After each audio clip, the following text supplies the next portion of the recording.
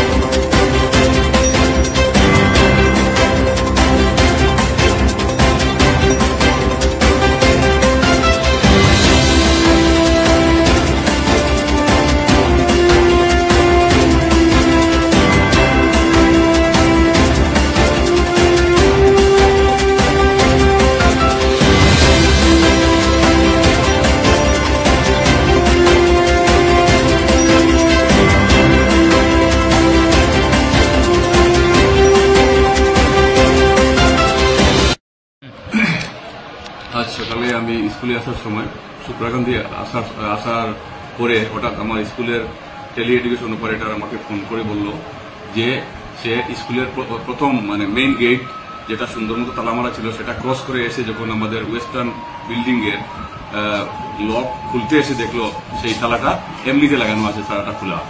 তারপরে তারপরে তারা সামনে এসে ঢুকে দেখলো যে আমাদের অফিস রুম, প্রিন্সিপালের পরের আরো 2টা রুম, তার বাম পাশের রুম এবং উপরের আরো 3-4টা রুম, সবটি রুম এবং ইভেন ক্যান্টিন যেটা ছিল সেই ক্যান্টিন সবার রুম খোলা এবং প্রত্যেক রুমের আলমিরাগুলো ভাঙ্গা এবং কাগজগুলো নিচে ফেলানো অবস্থায় আছে।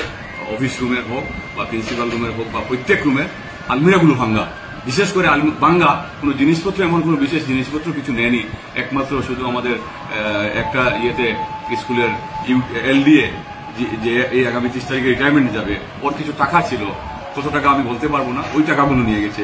আর বাকি এমন কিছু কোনো জিনিস নেয়নি, কিন্তু অনেক জিনিসগুলো এমনিতে এলোমেলো করে মাটিতে ফেলে দিয়েছে এবং প্রত্যেকটা আলমিরা ভেঙে চুরমার করে দিয়েছে, যেটাকে আর ভবিষ্যতে ব্যবহার করা মুশকিল হবে। এবং আর আমাদের যে কাগজপত্র যতগুলো আছে, অবশ্য আমরা অনেক সময় এই পুলিশের ইনভেস্টিগেশন চলছিল, তাই আমরা কাগজগুলো মেলাতে পারিনি, তবে দেখতে পারিনি ঘুরে। এখন আমরা দেখবো কতটুকু কাগজপত্র কি কোনো কিছু হয়েছে। মোটামুটি আমরা দেখতে পাচ্ছি যে এমন কোনো কিছু কাগজপত্র আমাদের কিছু হয়নি, তবুও আমরা ভালো করে খুঁজাখুঁজি করে দেখবো আমরা। তারপরে আমি স্কুলে এসে এই সবগুলো দেখার পরে আমি আমাদের ইন্সপেক্টর মহোদয়কে ফোন করলাম, তারপরে আমার এসএমডিসি প্রেসিডেন্টকে ফোন করলাম, সিনিয়র টিচারদেরকে ফোন করলাম এবং শেষে বাড়িগ্রামের অফিসার ইনচার্জ ওয়াচ পোস্টের ওনাকে ফোন করলাম। উনি আসলেন পুলিশ নিয়ে। তারপরে আমাদের এখানে আরো কয়েকজন ঊর্ধ্বতন পুলিশ কর্মকর্তা এখানে এসে প্রায় সারাদিন সকাল 9টা থেকে শুরু করে এখন পর্যন্ত তারা ভালোভাবে ইনভেস্টিগেশন করেছেন এবং কুকুরও নিয়ে এসেছিলেন এবং আরেকজন এসেছিলেন, তারপরে এখানে হাতের চাপও নিয়েছেন। এই সব কিছু ইনভেস্টিগেশন করে এই ইতিমধ্যে ওনারা চলে গেছেন। যাই হোক, আমরা অপেক্ষা করব পুলিশের তদন্তের মাধ্যমে আমাদের এখানে যে চুরি বা ডাকাতি বা কেন এই একটা প্রথম মারাত্মক, যেটা আমাদের স্কুলে কোনোদিনও হয়নি। আমাদের চাকরি প্রায় 25 বছর হয়ে গেল এই স্কুলে, কিন্তু আমরা কোনোদিনও দেখতে পাইনি। এটা বড় দুঃখজনক ব্যাপার এবং লজ্জাজনক বটে। তাই সাথে সাথে একটা জিনিস আমি ভুলে গেছি, আমাদের যে প্রিন্সিপাল রুমে যে সিসি ক্যামেরা ছিল, সেই সিসি ক্যামেরাটা ভেঙে যে ওটা রেকর্ডিং যেটা বক্স থাকে সেটাও নিয়ে গেছে, একদম সব মাটিতে ফেলে দিয়েছে, পুরা চুরমার করে দিয়েছে, এবং এই সেই বক্সটাও, রেকর্ডিং বক্সটাও তারা নিয়ে গেছে। আমার বোধ হয় তারা, আমি এটাই, সিসি ক্যামেরাটা তো অন ছিল, তাই তারা তখন যখন ঢুকে। শ্রীভূমি জেলার সুভাষনগর এলাকায় চুরিকাণ্ড সংঘটিত হয়। ঘরে কেউ না থাকার সুযোগে ঘরের পেছনের গ্রিলের তালা ও কাঠের দরজা ভেঙে ফেলে ঘরে প্রবেশ করে আসবাবপত্র তছনছ করে। রাত 9টার দিকে এসে তার আত্মীয় দেখেন পেছনে গ্রিল খোলা। খবর পেয়ে ঘটনাস্থলে উপস্থিত হন বিশাল পুলিশ বাহিনী। পুলিশ উপস্থিত হয়ে ক্ষয়ক্ষতি কি হয়েছে তা দেখেন। ঘরের মালিক না থাকায় ঘর থেকে কি চুরি হয়েছে তা বলতে পারছেন না। ঘরের মালিকের নাম চিত্তরঞ্জন শুক্লবৈদ্য।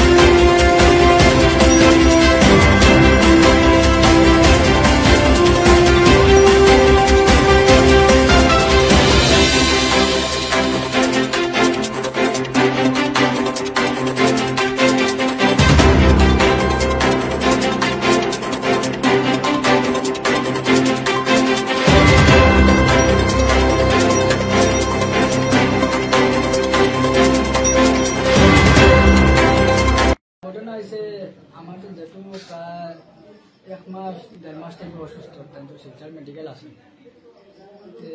টাকার পরে তো আমার ছোটো ভাই একটা থাকতো আর কি, তো জোড়াই একলা অত বড় করবো মাঝে কীরকম থাকতো। এরপরে তো আমার আজকে ভাইয়া ফোন করে বলছে, আমার জোড়ার তো ভাই ফোন করে বলছে তুই আজকে দা। ঠিক আছে, আমি 9টার সময় আইসি, আইয়া গ্রিল খুলছি, আইয়া দেখি দরজাটা লক খুলেন না, ভিতর দরজাটা লক খুলেন না। এরপরে আমি তারা ফোন করছি, ফোন করে কইলাম যে দাদা যেরকম লক তো খুলেন না, আমি তো তুমি বাইরে গিয়া ভিতরে দিয়ে হয়তো সেক্রেটারি লাগিয়েছে, এখন তো এরকম সেক্রেটারি নাই যে লাগার মতো, তুই গিয়া বাইরে থেকে গিয়া দেখ গ্রিল আছে 2টা। এরপরে আমি তো গেছি সাইডে গিয়া দিয়েছি, একটা গ্রিল ঠিক আছে দিয়েছি। এরপরে আরো লেফট সাইডে আরেকটা গেছি, গিয়া দেখি এটা তো ভাঙ্গা। এরপরে আমি তারা ফোন করছি, ফোন করিয়া কইলাম যে গ্রিল তো একটা ভাঙ্গা। এরপরে এখন ঠিক আছে লাগা পয়সা তারা দা দে। এরপরে আমি তারা দা দিচ্ছি, সব আইসন। এরপরে আমার বন্ধু বান্ধব তারাও আইসন। এরপরে পুলিশরা ফোন করে আইসে, তারা ঢুকে গেছে। দেখা গেছে ভিতরে সবটা দরজা খোলা, একটা দরজা আর কি ভাঙতে পারছে না, ওটা লোক তালা মারা আছে।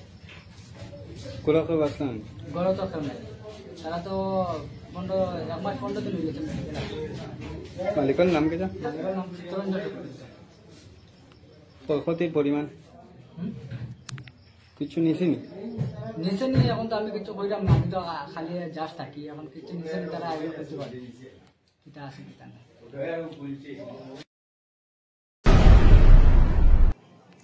স্ত্রীকে কুয়ায় ফেলে খুন, বিন্নাকান্দিতে গ্রেফতার স্বামী। স্ত্রীকে কুয়ায় ফেলে খুনের অভিযোগে গ্রেফতার হলেন স্বামী। ঘটনাটি সংঘটিত হয়েছে লক্ষ্মীপুর থানা এলাকার বিন্নাকান্দি খালকুড়ি গ্রামে। বিন্নাকান্দি খালকুড়ি গ্রামের প্রয়াত রামু গোয়ালার পুত্র রঞ্জিত গোয়ালা 2022 সালে বিয়ে করেন ঋতু গোয়ালাকে। ঋতু গোয়ালার বাবা রামপতি গোয়ালা বাড়ি বাঁশকান্দি বাদ্রিবস্তির নাগাপুঞ্জিতে। বিয়ের কিছুদিন পর থেকেই রঞ্জিত গোয়ালা যৌতুক দাবি করে প্রায়ই ঋতু গোয়ালার উপর নির্যাতন চালান বলে অভিযোগ। প্রায় মারধর করে বাড়িতে পাঠিয়ে দিতেন ঋতুকে। বিচার সভা করে কিছু টাকা দিয়ে সমস্যার সমাধান করা হয়েছিল। এরই মধ্যে এক কন্যা সন্তানের জন্ম হয়। বর্তমানে শিশুটির বয়স 1.5 বছর। কিন্তু স্বভাব বদলাননি রঞ্জিত গোয়ালা। সে আবার বিডিপি সেক্রেটারি বলে প্রভাব খাটায়। প্রায়ই হুমকি দিত সে ঋতুকে মেরে ফেলবে, কেউ কিছু করতে পারবেন না। বৃহস্পতিবার সন্ধ্যায় রঞ্জিত গোয়ালা তার শ্বশুর রামপতি গোয়ালাকে ফোন করে জানায় ঋতু গোয়ালা নাকি বাড়ির কুয়োয় পড়ে গেছে। স্থানীয় মানুষ উদ্ধারের চেষ্টা করেছেন। রাতে তিনি গিয়ে দেখেন মৃত ঋতু গোয়ালাকে শিলচর মেডিকেল কলেজ হাসপাতালে নিয়ে যাওয়া হয়েছে। মৃত ঋতু গোয়ালার পিতা রামপতি গোয়ালা তার কন্যাকে হত্যার সন্দেহ করে লক্ষ্মীপুর থানায় জানান। লক্ষ্মীপুর পুলিশ ঘুঙ্গুর আউটপোস্টে জানায় শুক্রবার রামপতি গোয়ালা মেয়ের জামাই রঞ্জিত গোয়ালা সহ পরিবারের অন্যান্য সদস্যদের অভিযুক্ত করে। হ্যাঁ স্যার, এজাহার তো দিছি, দেওয়ার পরে তারা গেছে, বিয়া তারা পাইছে না পাইয়া আজকে আবার দিলাম, আজকে তারা অ্যারেস্ট করছে তারা মেহেরপুর থানায়। উচিত মতো বিচার হোক, যাতে আমরা আত্মাটা শান্তি হোক। 3 বছর, একটা মেয়ে আছে 1.5 বছরের। মারিয়া ফেলাইছে আমার যতটুকু সম্ভব, কুয়াত মারিয়া ফেলাইছে। করতো প্রায় মাঝে মাঝে করতো, বাইক লাগে তার 2 লাখ টাকা লাগে। আপনারা কিছু মাঝে মধ্যে 2-6 মাস 7 মাসে কিছু করে জোগাড় করে রাখি, তখন কিছুটা দেই তারে, আবার খুশি মনে চলে যায়। আবার এরকম গিয়ে কিছু টাকা করে শেষ করলে এরপরে আবার এরকম করে এরকম খালি করে না, মারপিট করতো না। একবার বড় ধরনের করলো, তারও 2 জন গ্রামের মানুষ, আমরা এখানে মানুষ 2 জন নিয়ে তার এখানে গিয়া বুঝিয়া সুঝিয়া সমঝাইয়া শেষ করলাম। পলিটিক্যালও করে, আর আপনার বিজেপি সেক্রেটারি না প্রেসিডেন্ট আছে, করতো স্যার। এরকম করিয়া তারে পিটাপিটি করতো, মারামারি করিয়া আমার মেয়ের কুয়াতে মারিয়া ফেলাইছে। আমার পুরো আত্মা করেছে। এখন আমি প্রশাসনের হাসপাতাল বিচার, আমার হাসপাতাল প্রশাসন আমার উচিত মতো বিচার করিয়াছে। নিজে স্যার গিয়া সরজমিন তদন্ত করিয়া আইলে ভালো হইল। তার মা আছে, ভাই আছে, বোন আছে 2 জন। বোনরা ফোনের মধ্যে কোনো সময় খুচাখুচি মারতো। আমি আছি, আমার সত্য বিচার যাতে কানুন দেওয়া আমার স্যার। আমি কানুনের উপর নির্ভর আছি, যাতে আমার আত্মাটা শান্তি হোক স্যার। তার টাকা পয়সা লাগে আমার উপরে কাছে দাবি, তারা আমি রুচি করিয়া খাই যায়। আর প্রশাসনের কাছে কি চাই? আমি চাই আমার কানুন মতন বিচারটা আমার শান্ত যাতে হয়, যাতে আমার কইছে স্যার তুমি যেটা করতে পারো এটা তুমি করতে পারো।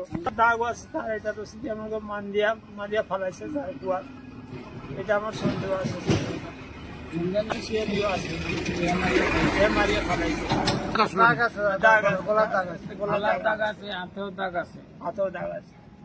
আমিও নিজে দেখছি। আপনি দেখছেন? আমি দেখছি এটা গলার দাগ আছে, হাতেও এখানে কালার দাগ আছে।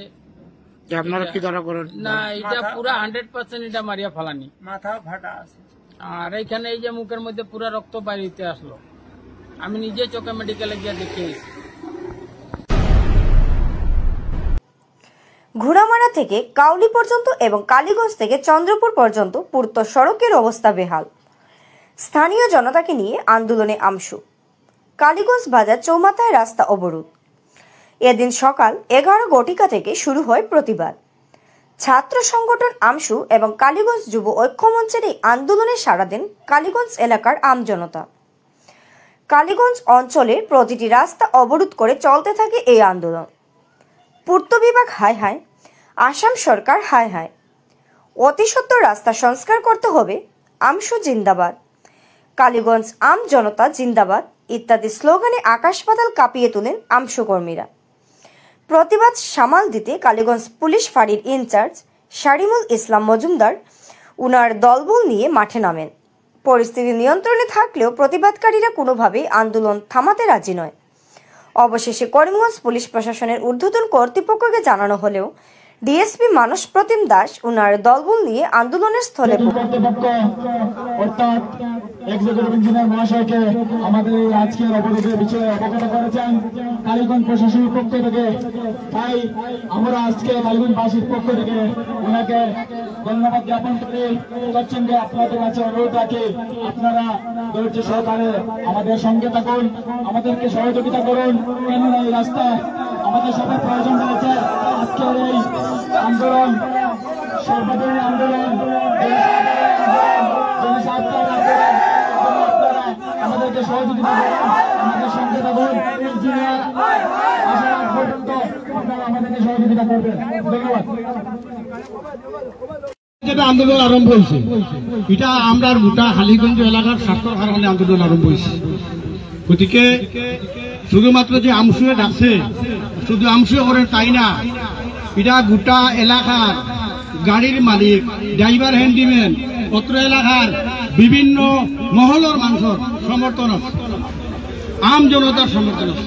যতক্ষণ পর্যন্ত আমরা আন্দোলনের পক্ষে আমরা কোনো ডিসিশন পাইছি না বিভাগীয় দপ্তর দেখিয়া, আমার অনুরোধ থাকবো এলাকার পক্ষ দেখিয়া প্রশাসনের মানুষ আছে, প্রশাসনের কাছে আমার অনুরোধ থাকবো আমরা তাকে কোনো ধরনের অশান্তি সৃষ্টি না হয়, যাতে শান্তি বিঘ্নিত না হয়। এখনো আমরা কাছে একজন আইসন, আমরা আপনারা এখান থেকে আন্দোলন খাতে 5 জন আমরা নিয়ে আর আমরা আলোচনা বইনু, আলোচনা বইয়া এটা সমাধান রাস্তা বার করমু। আপনারা জানবা এই পর্যন্ত আপনারা বোয়াত থাকা এবং শান্তিপূর্ণভাবে যাতে কোনো অশান্তি সৃষ্টি না হয়, ওই অনুরোধ রেখে আমরা আলোচনা দিই না, আলোচনা দিয়ে আমরা আমরা ইয়া বিশিষ্ট মানুষরা সন্ধিকার মধ্যে হনবকা। শিলচরে কাছাড় পুলিশ বাজেয়াপ্ত বৃহৎ পরিমাণের হেরোইন।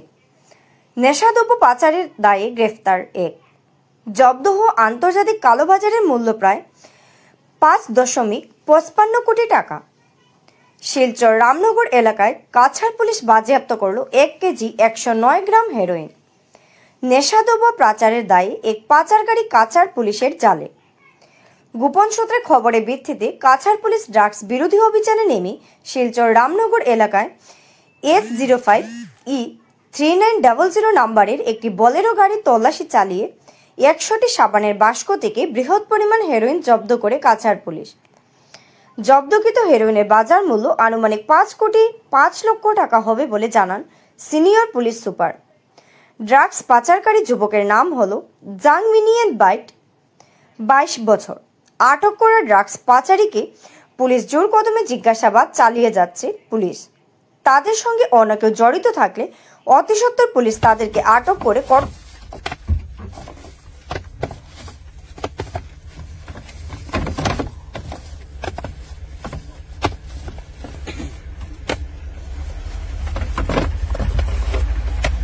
আছে আৰু অসমৰ মাননীয় মুখ্যমন্ত্ৰী ডাঙৰীয়াই অসম ৰাজ্যখনক সম্পূৰ্ণ ৰূপে ড্ৰাগছ মুক্ত কৰিবৰ কাৰণে তেওঁ পৰিকল্পনা কৰিছে।